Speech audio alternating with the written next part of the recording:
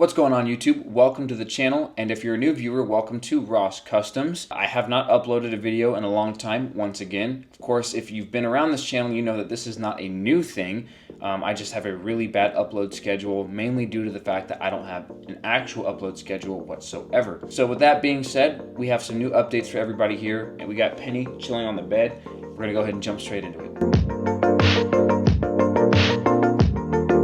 We're gonna go ahead and just address the elephant in the room with this video, and that is the fact that I have shaven and I have baby face, so I look like an absolute child. I'm just kidding, I actually don't care. What I really want to jump into first is actually addressing the upload schedule. So as to why my uploads have been so far spread apart, yeah, the upload scheduling and everything like that was just bad because, I had to save up money to buy the next part that I wanted to put on my car. I'm just an average guy, okay? I have a basic job, I work at an auto shop. You know, I was making good money to where I could afford to pay my bills, but I know there's that saying of you gotta spend money to make money. Realistically, my main concern wasn't, yes, let me go in debt to do something different to my car each week so that way I have a video to upload on YouTube. And that kind of explains why I had the really big splitter and the canard setup on my Corolla, was because I was hoping that, you know, even though I'm not spending, you know, thousands upon thousands of dollars, maybe I can just spend, you know, a couple hundred, do something crazy the one time, and that'll get everyone to kind of look in my direction and say, you know what, we want to see what else he does next. With that being said, the car did look pretty ricey. I'm not going to lie to you guys. Everybody knows that car parts aren't cheap, and I'm unfortunately not made of money. I have to work for it. Not to even take that a little bit further, 12th gen Corollas don't have a whole lot of like aftermarket support for the motor. There's really no way to make it faster. Yes, they have tunes. Yes, you can have exhaust and intakes and stuff like that. But we're talking about the difference of 170 horsepower to like making 200 at max. So really the most you can do is cosmetics. Outside of that, I did try to come up with different ideas so that way I could upload more videos, which is why the last few were kind of like basic maintenance stuff. But then there was another thing that was coming and creeping up behind me within this whole thing, and that was me realizing that I actually just did not want the Corolla anymore. Once I got the Corolla to where I wanted it to be, I had no desire to spend more money on it. Kind of where I'm getting at is I wanted something that was more fun to drive, and the Corolla just, it really wasn't kind of fitting that anymore. This first portion of this video were the updates, right? You know, where have I been, what's going on, for people who want to know. And for the rest of this video, we're going to actually go ahead and jump downstairs, and I'm going to show you guys the fact that I actually got rid of the Corolla and I got my dream car.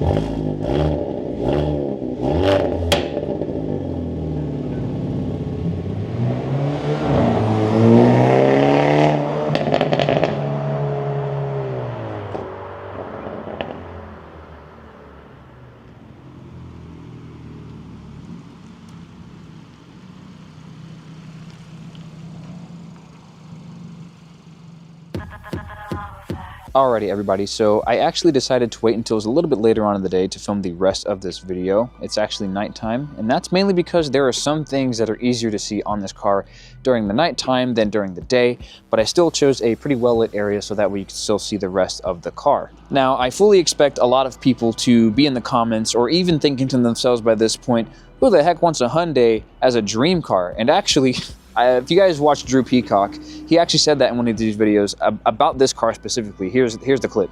But I've never heard anybody say their dream car is an Elantra N. I'm the kind of person that would say a Hyundai Elantra N is their dream car. And there's like a main underlying reason with subcategories.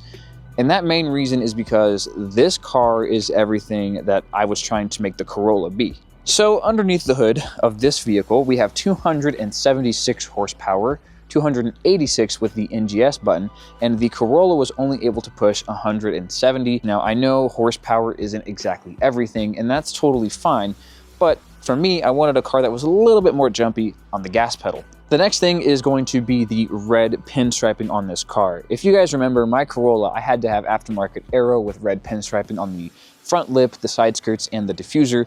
And this car right here actually has it all the way around here in the front, sides, and the rear from factory. Very minor thing, but I think on this car with the Phantom Black, it just looks absolutely stunning. The third thing that I really like about this car, it's kind of minor to most people, but a big thing to me, is the seats. On the Corolla, it came with these cloth seats with blue stitching, which were comfortable and really nice to sit in. Whereas this car, because it is a track car, comes with race bucket seats from the factory. And of course, just like the BMWs, it does have a nice in logo that lights up when you unlock the car to either get in or get out. It's a very minor thing, but at least from the factory, this car has it. The Corolla, if I wanted it, you'd have to buy aftermarket seats, which can be pretty pricey. Something else that I really like about this car that the Corolla did not have, on the key fob, we have the N logo, because the N logo is everywhere on this car. And you can already see there is some ambient lighting here all across the dashboard, which you can actually make any color you want. I just have it red to match the rest of the car. But if I take a seat and close the door, we get a nice welcome animation. Something else that's also minor, just the steering wheel setup is really cool. And if we start up the vehicle all the way, just the animations on the dashboard and the cluster are all super cool.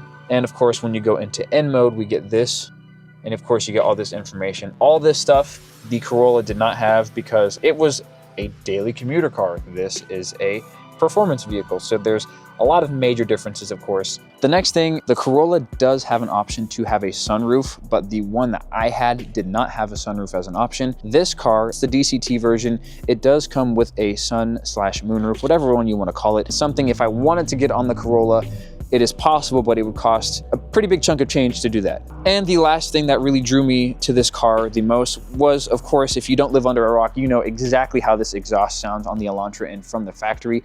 Here's a fun little clip of that.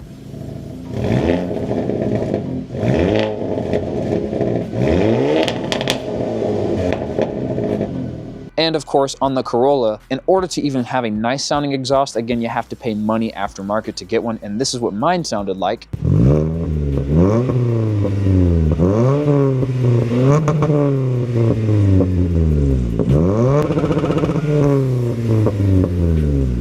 And of course, here's what it normally sounds like from just a regular Corolla that has not been touched.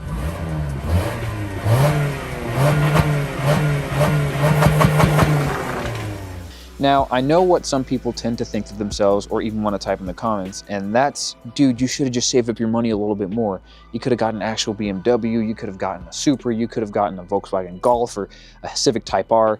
There's a lot of different things that people want to say, but if you're a true car guy, you know that it doesn't really matter what kind of car, what kind of brand, what kind of model, as long as you're enjoying your time on the road with the car. That's really what's important. And for me, because I don't have BMW money, the car that I felt like was the most affordable, fun from factory was this car. And honestly, after owning it for about a week, week and a half or so, almost 2 weeks, I can honestly say that I really love this car a lot. And I'm very happy that I purchased it. Oh, we're gonna have a poltergeist here or something. Now, one more final thing that people keep asking me, and people will probably ask even in the comments of this video, is, are you going to mod the Elantra? Honestly, that was not the plan, because like I said, I had to mod the Corolla to get it to where it was at. This car did not need to be modded, and it's already way better than that car. So I'm not really trying to put a lot of money extra into this car if I don't have to.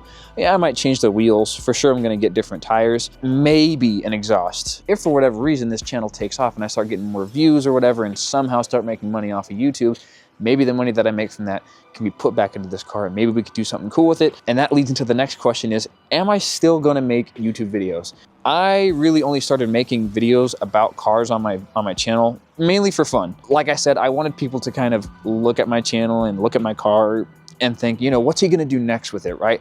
Not because I wanted attention, but because I wanted to create something super cool and that maybe people would appreciate. And not to say that they didn't. For this car, you know, I don't know if I'm gonna really be dumping money like that into it to where I'm gonna be making videos that often.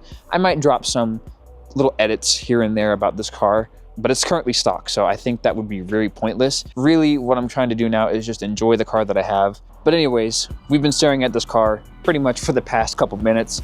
that's kind of all the updates I have for you guys about the cars, about the channel, everything that's going on. So if you guys stayed to watch through the whole thing, I hope you did enjoy this explanation. At least you guys stayed to watch all the other videos that I've made thus far. So I appreciate you guys very much. And hopefully you'll stick around in the future if I continue to make other videos. Until then, you guys have a good one. Peace out, Girl Scout.